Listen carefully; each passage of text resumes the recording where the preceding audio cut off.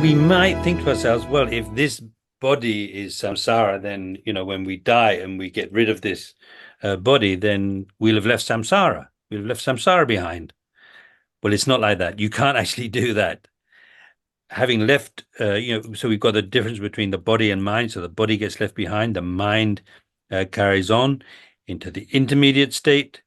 And in the intermediate state, there's also suffering.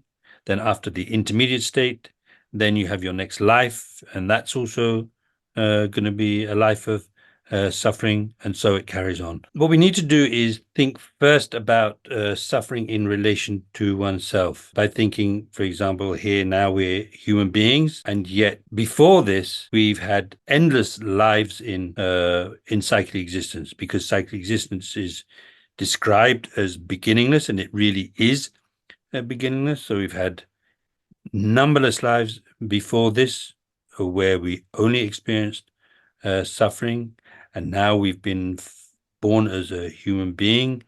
That doesn't mean we finish with suffering. We still have suffering, and after this life, then where we're going to go? Wherever we're born in cyclic existence, still there's going to be suffering.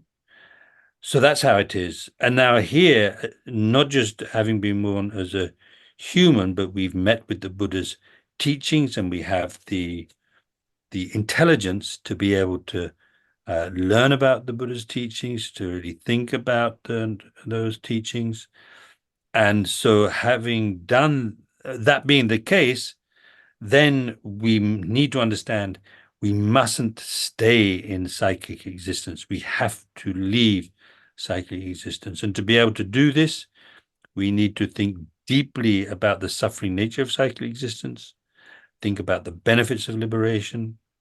And when we see very clearly the suffering nature of cyclic existence, and we really want to achieve, so that we really don't want it, and then we really want to achieve liberation, that's when we've generated renunciation.